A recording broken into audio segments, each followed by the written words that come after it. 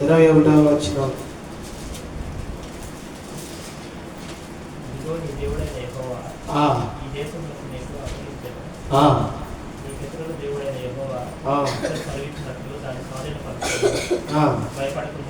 జాగ్రత్తగా చూడండి. భయపడకము, అధైర్యపడకమని నీతో చెప్పితిని. భయపడకము, అధైర్యపడకమని నీతో చెప్పితిని. చిన్న ప్రార్థన చేసుకున్నామా? పరిశుద్ధుడా తండ్రి యేసయ్యా, నీకు వందనాలు ప్రభువా. స్తోత్రాలయ్యా, స్తోత్రాలు స్తోత్రాలు స్తోత్రాలు. ఈ అల్పుని నన్ను బలపరుచయ్యా, నీ పాత్రగా వాడుకోయ్యా. కావలసిన నీ మాటలు, వాక్యాన్ని, ఉపదేశాన్ని ఇచ్చి నీ ప్రజలను దర్శించయ్యా. వారితో మాట్లాడి నీ కార్యం జరిగించమని ప్రార్థిస్తున్నాను తండ్రి. నీ స్వరమే కావాలి, నీ బోధ కావాలయ్యా, నీ మాటలు కావాలి. అవే మనిషికి వెలుగు, ఆదరణ, ఉజ్జీవమయ్యా, రక్షణయ్యా. కనుక ప్రభువా నన్ను మరుగుపరచు, నన్ను నింపు నీ మాటలతో, బలపరచు నీ కృపతో. నన్ను నీ పాత్రగా వాడుకో. దుష్టుడిని చీకటిని యేసు నామములో దూరపరచు. ఆటంకాలాడులు దూరపరచండి. ప్రతివానిపై నీ ఆత్మ ఉంచండి. ప్రతివాని హృదయాంతరంగాలు తెరవండి. వారిలో నూతన కార్యం జరిగించండి. వారిని రక్షించండి, ఉజ్జీవించండి, ఆదరించండి, బలపరచండి, ధైర్యపరచండి. నీకు మహిమ ఘనత తెచ్చుకోండి. ఘనత మహిమ ప్రభావాలు పొందుకోండి.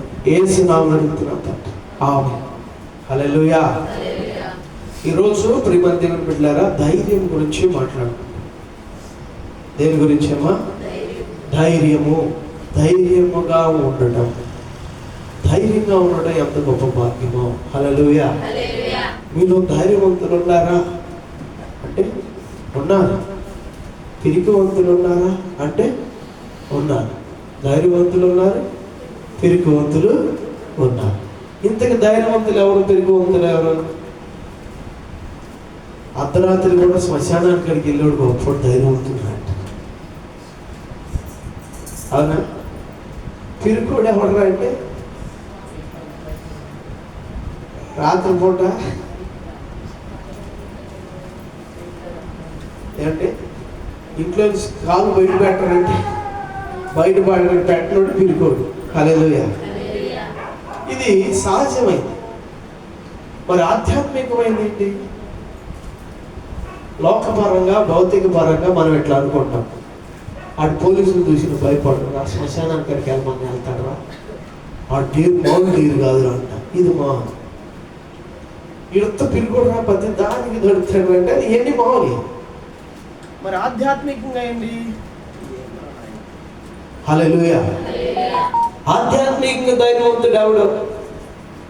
ఆధ్యాత్మికంగా పిరికివంతుడు ఎవడు? వీటి గురించి మీరు చెప్పగలుగుతారా? కొంచెం ఆలోచించి. హల్లెలూయా చెప్పినారా?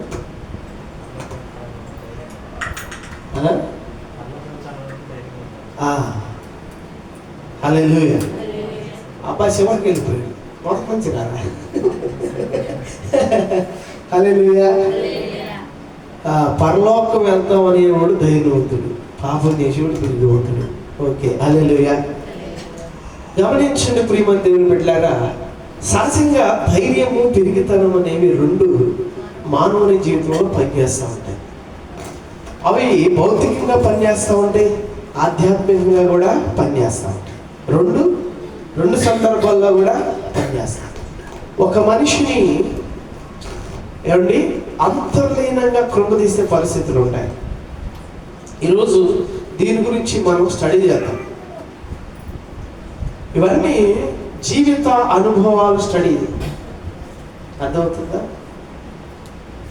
ప్రియమైన దేవుని బిడ్డలారా, ఇవన్నీ ధ్యానించిన వాడు బహుజ్ఞానవంతుడిగా ఉంటాడు, బలవంతుడిగా ఉంటాడు, ధైర్యవంతుడిగా. హల్లెలూయా. ఎలా ఉంటారండి? మొదటిది జ్ఞానవంతులుగా ఉంటారు, రెండోది బలవంతులుగా ఉంటారు. ఏమండి ఇంకా? హల్లెలూయా. 3 చెప్పాను. దేవుని నామానికి స్తోత్రం. హల్లెలూయా. ప్రియమైన దేవుని బిడ్డలారా, భౌతికంగా కానీ ఆధ్యాత్మికంగా కానీ కొన్ని పరిస్థితులు, కొన్ని సంభవాలు, కొన్ని సమయాలు మానవులను తాకినప్పుడు ధైర్యం అనేది, పిరికితనము అనేది ఈ రెండు మనుషుల జీవితాల్లో పనిచేస్తూ ఉంటాయి. కానీ పిరికివారు పరలోక రాజ్యాన్ని చేరరు. ధైర్యవంతులు దేవునికి ఇష్టమైన వారు.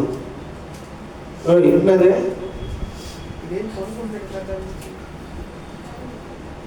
దేవునికి స్తోత్రం. పిరికివారు పరలోక రాజ్యాన్ని స్వతంత్రించుకోవాలని బైబిల్లో రాయబడింది. ధైర్యంగా ఉండేవారే దేవునికి ఇష్టలు. హల్లెలూయా. గమనించండి ప్రియమైన దేవుని బిడ్డలారా, ప్రతి మనిషిలో ఈ రెండు పని చేస్తూ ఉంటాయి. ఈ రెండు పని అయిన మనిషి ఎవడో ఉండడు. అవునా కదా? నువ్వు ధైర్యంగా ఉన్న సందర్భాలు ఉన్నాయి, అలాగే నువ్వు భయపడిన సందర్భాలు కూడా ఉన్నాయి. నా ప్రియమైన దేవుని బిడ్డలారా, చిన్నపిల్లలకు ఉండే భయాలు వేరు, ధైర్యాలు వేరు. వాడికి వాళ్ళ అమ్మ వాళ్ళ నాన్న పక్కన ఉండాలి అనుకో, ఇది నాకేమైంది అనుకుంటున్నాడు. హల్లెలూయా, హల్లెలూయా. వాళ్ళ అమ్మ వాళ్ళ నాన్న పక్కన ఉంటే సాలి కాడి ఏమండి, ఇక వాడు ఎక్కడికైనా వెళ్తావు, ఏదైంది చేస్తావు అన్నట్టు ఉంటాడు చిన్నపిల్లడు. కానీ పెద్దవాళ్ళు మీరు అందరూ ఉన్నా కానీ భయపడతారు. ఎందుకు భయపడతారు? హల్లెలూయా, హల్లెలూయా. అందరూ ఉన్నా కానీ భయపడతారు. అసలుకి మనిషికి భయం ఎందుకు పడుతుంది? ఏమండి?